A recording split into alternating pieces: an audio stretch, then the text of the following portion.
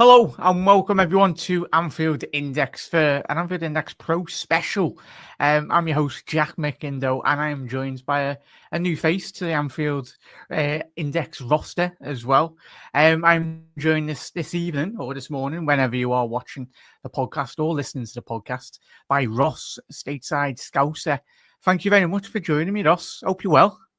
Oh, I'm so glad to be here. Thank you for having me.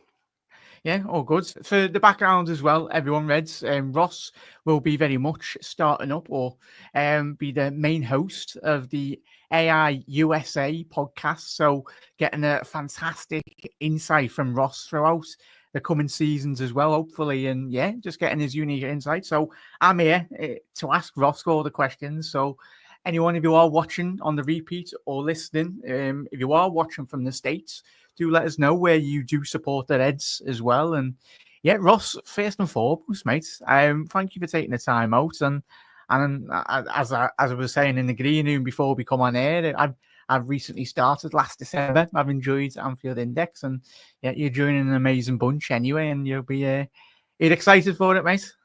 Oh yeah, I have been a religious listener of Anfield Index basically every day.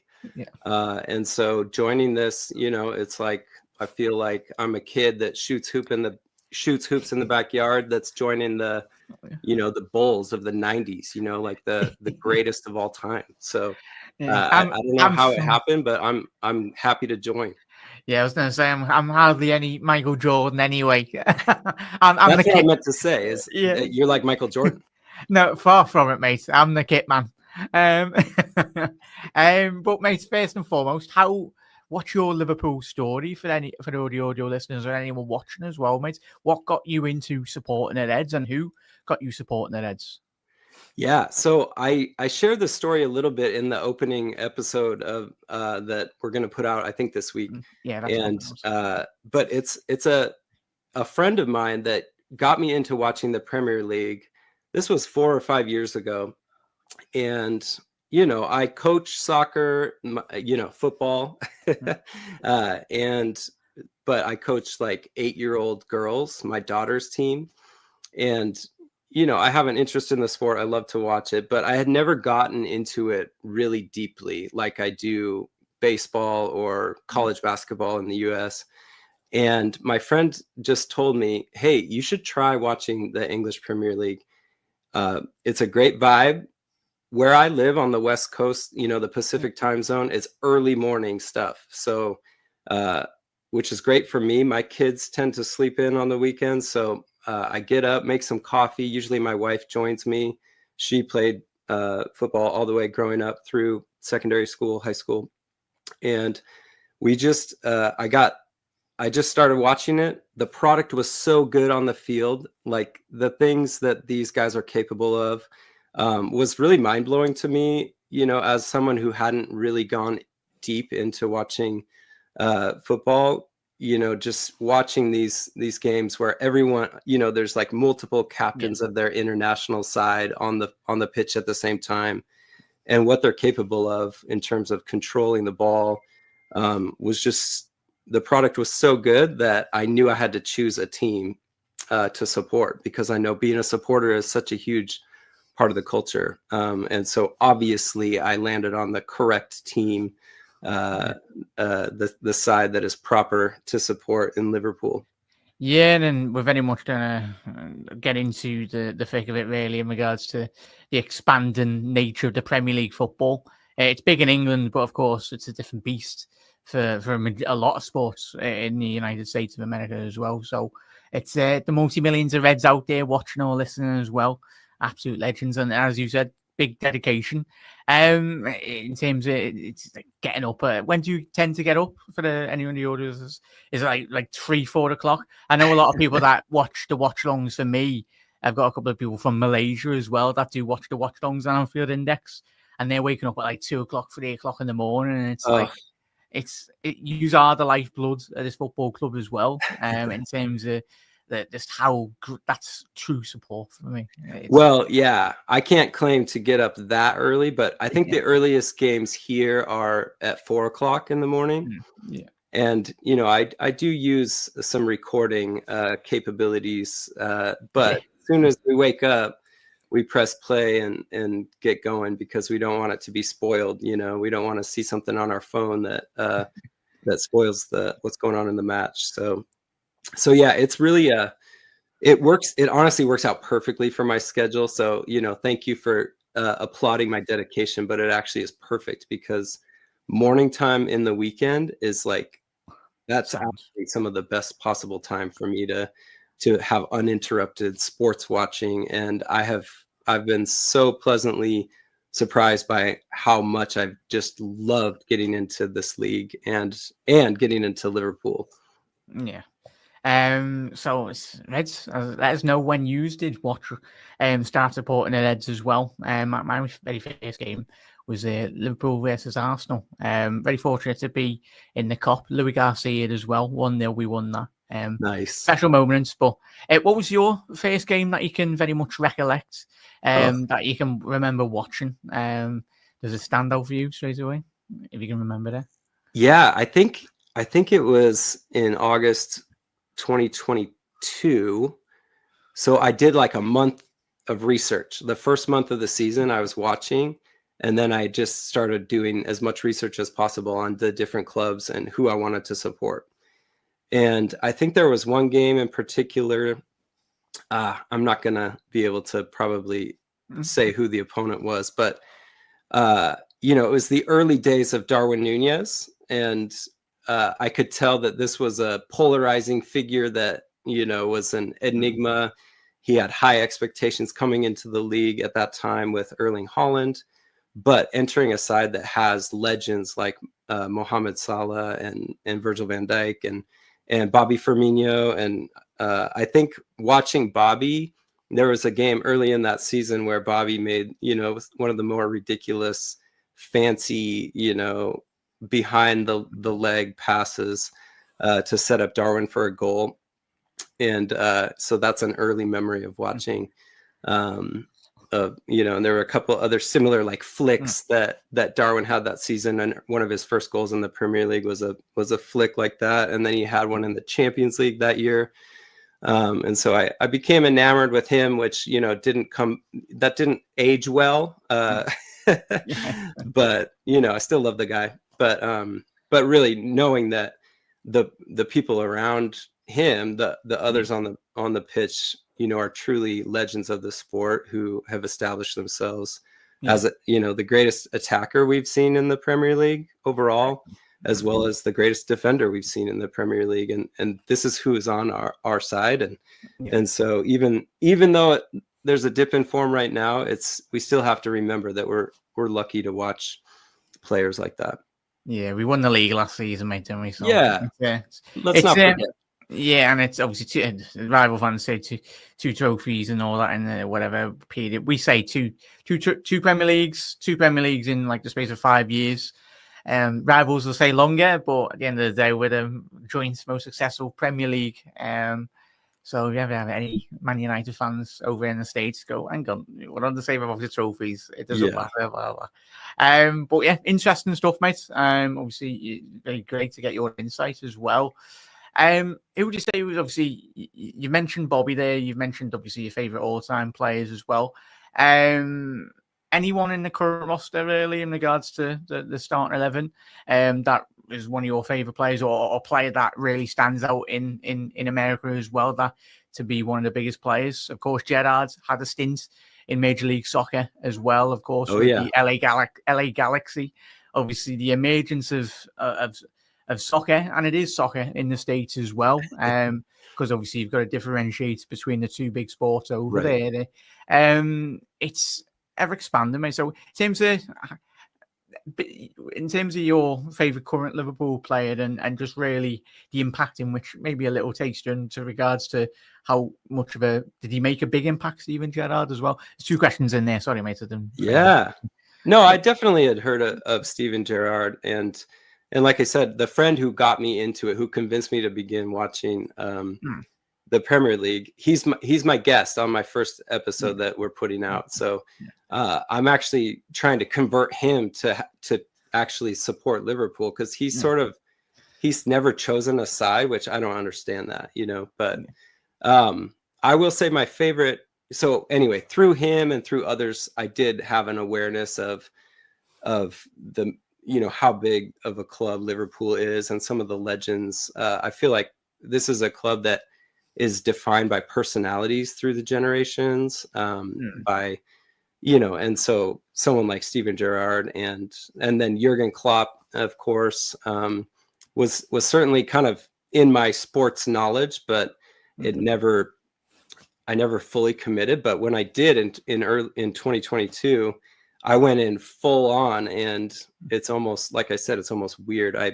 I sometimes go to sleep most nights with like one of the AI podcasts playing quietly under my pillow, and my wife thinks I'm a psychopath and everything, but I just have to listen to the Daily Red and Raw and everything it's all a learning curve, even me, mate. I'm only 30 as well, but it's a great community, especially obviously in terms of how ever expanding football is in the States as well. Soccer in America, like especially the TV companies and the revenue, it's massive, massive really in regards it's as well. But in terms of in terms of your style in regards to bringing to the podcast as well, Reds, who are watching or listening, as Ross has alluded to, the podcast will be getting released as of the week of the 18th of November. So if you haven't listened to it, make sure you check it out. That'll be coming out in a couple of days' time as well. And that's the pilot episodes, as Ross will be bringing out a lot more podcasts as well for the future. Ross, in terms of bringing for any audio watchers or the watchers or listeners as well to the podcast, what are you hoping to bring in regards to your style, really, the structure as well? What are you hoping to bring to the podcast? Yeah, well, I've already confessed that I'm somewhat new to this. So I guess maybe instead of that being a weakness, hopefully it could be a strength that maybe you more seasoned Reds can feel free to chime in on social media. I'm Stateside Scouser on a couple platforms, as well as the Discord channel. I'll be watching that more closely now that I'm hosting a show every once in a while. And so I guess what I hope to bring is a little bit of fresh, maybe some fresh, and even maybe naive perspective. And so hopefully, y'all can have fun making fun of me for not knowing things that I should know if I'm hosting a Liverpool podcast. But I guess I even am going to have a little segment on there each week called American Idiot, after that Green Day song. So I'm an American idiot, and so I need people to educate me about English football. And so I'll ask a question that's been confusing to me a little bit, or that I've found a little bit curious as I've gotten deeply into this sport. But yeah, I just hope to share in the ups and downs. Sadly, we've had some more downs lately than we have the last year or so, but that's part of it. And just sharing, the match that just happened, the match that's coming up, and also share a little bit of my journey building a community of supporters in my city. I run a restaurant as part of my job, and so that restaurant doesn't serve breakfast. So every once in a while, I'll open it up for Liverpool supporters, and we'll have people come in. And I used to have a breakfast food truck, so I cook breakfast for everyone while we watch a match and just have a big party. And whereabouts is that for the American audience and listeners as well? I'm in Spokane, Washington. So people know Seattle, but Spokane is the second biggest city in Washington State, on the northwest coast. There we go. That's learning something new as well. And don't be worrying, Ross. You'll absolutely smash it, mate. And I know all the audio watchers and listeners as well. If you've watched any of my watch-alongs as well, don't worry. You probably laugh. I've started some podcasts with me not switching on my microphone, so it's all good. It's all. I'm far from perfect, mate. It's all, as you said, mate. It's all learning process. And we're very happy to have you on board, mate, most importantly. That's right. And just go with the flow and just be you, most importantly, bud. That's the main thing. So in terms of the audience as well, we've mentioned, obviously, the American audience. I wanted to touch really in regards to the expanding nature. Like, how big for you?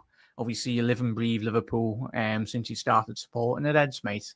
How big is Liverpool? Like, obviously, we know how big it is outside, like especially being a Scouser in the city as well. But it is the potential as the room is growing of Liverpool in the States. Of course, you got your NFL, your NFL, your different NBA sports as well, and a bit of everything. But is football gradually, slowly, year after year, getting up there? Hopefully. Yeah. I mean, I think I'm a good case in point of, like, I've played baseball, basketball, American football growing up, and I did play soccer, but like most people in the US, I played as a small child, and then some people keep going with it, but I think at least when I was growing up, I'm a little older than you, Jack, so I'm 44. When I was growing up, it was a little more common to play when you're really young, and then it was more popular to play other sports in high school, but it is growing so fast. I mean, there's, like I said, I opened up my restaurant, but there are some dedicated pubs in my city that are really football, English football and global football pubs. And so I'm seeing that. And you can go and have a pint at 7:00 in the morning and watch these games. That sounds good, though. It's lovely. It's lovely. Yeah, so sometimes it's coffee at home, sometimes it's beer out at a different spot, but in the middle of the morning. So, but yeah, it's growing so fast, and I'm one thing I love is how global it is. I have friends from all over the world who came to my city as refugees or immigrants, and when I wear this shirt, when I wear a kit. It's an automatic conversation starter because, I support Real Madrid, or I love, Bayern Munich or something. And so people from Syria or people from Brazil or people, I just happen to work in an industry where I get to know a lot of folks who came here from around the world. And it's just so fun to talk about global football. And the English Premier League is the biggest league in the world, and so people know. It's got like good banter as well, like between. It's especially watch a lot of American sports on TV shows as well. Like, it's good, it's great. It's never been to America. I'd love to go one day, but yeah, it's obviously the World Cup's coming in a couple of months' time as well, and that's going to be amazing for all eyes in America, and just the spectacle as well, which is fantastic for the sport. It's going to be huge. We have some games in Seattle too, and so there's going to be a lot of excitement and energy, and I think it's only going to just keep snowballing and growing here as people realize how fun it is to watch this sport and support a team. We do have a local pro team that just started a couple of years ago and in my city, and there's a stadium and people are just growing in excitement for them. And so there's a culture of football, soccer, football that's growing in my little city. And so I'm seeing this continue. Oh, I never answered your question about favorite current players. Oh, sorry, buzz. Yeah, go on. Go on. Oh, okay. So I'm wearing an Ireland. I found this at a thrift store, an Ireland football, jacket. But and they broke the heart of one of my favorite current players a couple days ago with Hungary and Dominic Szoboszlai losing to the Republic of Ireland. That was an epic last second goal. And so anyway, I would say that Dominic Szoboszlai, just the way he works, the way he conducts himself, and the things he can do, he's a special player that I think, because he's surrounded by these legends, I'm not sure if we have yet maybe recognized how special he really is. Yeah, no, he's a top player, man, and obviously Steven Gerrard, Stevie yourself as well, one of the, as already going to the MLS as well, and I would have liked him to have retired, but it was good for Stevie to explore the United States, and of course the impact in which, obviously, even though he's played for Man United, but David Beckham obviously setting up the academies. Obviously, for any of the viewers or listeners didn't know, obviously there wasn't many academies anyway. I've seen a statistic this week from the Athletic. Obviously, David Beckham setting up the academies, and as you alluded to, the infrastructure. It's building year after year, but it's good, mate.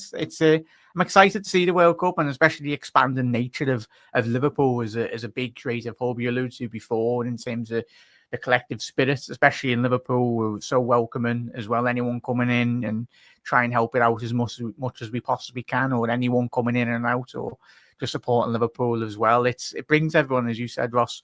And it's tremendous that it brings everyone from different walks of life, different cultures as well, and just you can go meet new mates as well, have a bevy, have a pint or a cup of tea, or whatever you want to, whatever beverage you want as well. How have you gauged this season, Ross, in regards to it? Obviously, the not being as the first 5 were fantastic, 5 wins on the bounce, but we all know like the performance level wasn't quite there. But how have you gauged this season so far from your perspective? Well, obviously, I'll use the term. It feels like panic stations. That's a term I've learned listening to English podcasters. But yeah, I do feel like there needs to be a little perspective on just how difficult it is to do 2 things: to put together a side that has a ton of new players, and to do that in the wake of a tragedy that happened over the summer, losing Diogo Jota and his brother tragically passing away. And this isn't to make excuses about, losing 5 matches already in the Premier League. Like, we know enough. This is a club that doesn't find that acceptable. And I think everyone knows that. But you do have to sometimes stop and think that when you put together this many, changes, you think of like a rock band where you're combining like the Beatles, the Rolling Stones, a couple American bands, a couple other, in like taking the best musicians out of all of those bands, and then, okay, go ahead, put out an album. And it may not turn out perfect. That first album might be a little rough. So that's kind of how I'm looking at it. I do think there's a lot still left for us this year. We Arsenal already, we're seeing with Gabriel, there's an injury concern there, and I think that's been, unfortunately for them, an ongoing theme of not being able to stay healthy. But I do think, the Champions League, we have momentum in that competition, and we do have players that I think it is sort of like a sleeping giant. If everyone starts to gel together and show what they're capable of and play like they're capable of playing, and we ramp up the intensity and really take seriously that we have to work and press and progress the ball and do all of those little things, I think there's a lot there for us this year, even if domestically it's looking a little tough. So it's been a roller coaster, to say the least, emotionally going up and down this year. But it's mid-November. We can't get too long way to go in the mate. Yeah, long way to go, and pretty sure you'll be mentioning on all the podcasts in the coming weeks and months time as well. And as the season does ramp up, it's going to be tremendous, mate. In terms of as well, it's amazing in terms of like that. You look in the January transfer window, you lose obviously a lot of the new players coming in as well.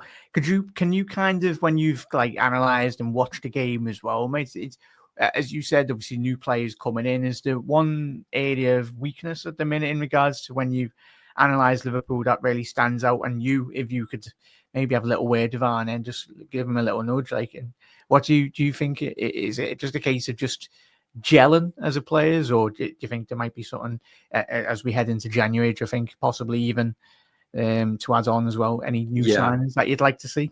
Yeah, and I'm sure, FSG will listen to me, more than anyone. But I mean, I do think we certainly added so much attacking talent and didn't quite get it done on the defensive side.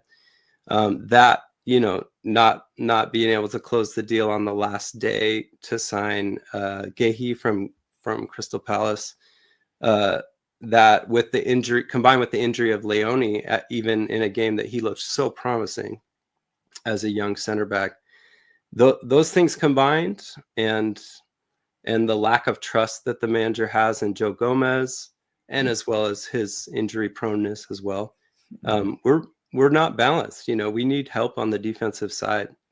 Yeah. And so I'm hopeful that that's what they'll address. Of course, there's all these articles about Semenyo, but I'm really interested in the defense, and seeing how we can upgrade that for now. Yes. It's important, isn't it? I think, as you allude to, and have you read over the last couple of weeks, if you spoke to your friends or anyone really that loves to talk football, and especially Liverpool, is, for me, it's just centre-back. You get the nail on the head there, but I think it is, for me. I'd love us to sign a couple more signings, as you allude to, Joe Gomez, for some reason. The biggest one, as you alluded to, was the injuries, but I do maybe if you could rewind the clock and give him a bit more luck along the way in his career, I think he would be a first-team regular on a consistent basis. When we won the league all those years ago, prior, obviously, him and Van Dijk had that little spell as well, mate. In terms of in terms of just having a little look at some of my questions, apologies, also, and any of the viewers or listeners, got a call to them anyway, just making sure I've gone through all the key points really. And so in terms of growing the podcast as well this season, mate, how can people get involved? Of course, everyone. Hopefully the podcast will be live as well. I'm going to speak to the lads as well, so hopefully Ross might do these live on YouTube as well. And so make sure you do tune in. In terms of anyone watching or listening, Ross, just shout out where everyone's thoughts, really, how they can get involved, and any future suggestions for any possible podcasts as well, and because we do get quite a lot of people commenting in the videos as well, and any suggestions as well. Just chip away and give us your insight, mate. Yeah, I'm just excited to jump in as much as I'm able to, and I'd love to learn. If anyone wants to reach out to me, I'm on Blue Sky and Instagram and Facebook as Stateside Scouser. I'm not a true Scouser like you, Jack, but I did go to Liverpool this summer. I made a pilgrimage to Anfield. Did you enjoy it? I got a photo with the Premier League trophy. We loved it. Yeah. Did you go again? Did you go again, Ross? Yeah. Which one was it? Did you go again? Oh no, I didn't go to a game. It was in June. My travel could only happen in June, and so I did get to take a photo with the Premier League trophy. Nice. Anyway, so I thought, at least I can be a little bit of an honorary Scouser, and so I have a ton of respect for the city of Liverpool. We went to England, and that's the only place we went to because we were mostly traveling in Ireland. Yeah. But my wife and I, like, I've converted her, like, she's gotten into it. My wife, Autumn, we just if we were going to be that close, we had to go to Liverpool and go to Anfield, go to the Stadium Museum. And we did the photo op with the trophy. But I'd love to hear from other Americans who support the Reds. I know there's a ton of official supporters clubs in bigger cities, people who are doing a great job of building the fan base over here. Just reach out to me with any advice, because I'm building that in my own little city. We don't have, a huge number, but I'm meeting people all the time, and they'll see me wearing like a sweatshirt or something, and they'll say, "Oh, I love Liverpool." And so I get their number right away, and I say, "Okay, next time we're doing breakfast, you're coming down." And so we're just building it, and I'll be on the Discord with AnfieldIndex as well.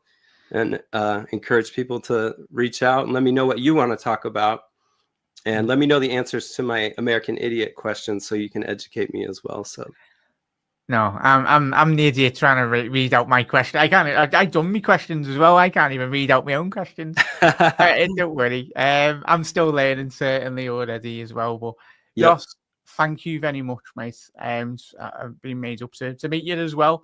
As I said, the ever-growing Anfield Index team is getting stronger as well, mate, and very much do enjoy the adventure as well. Thank you very much for jumping on, mate, and obviously everyone watching or listening, do get involved in the comment section below as well.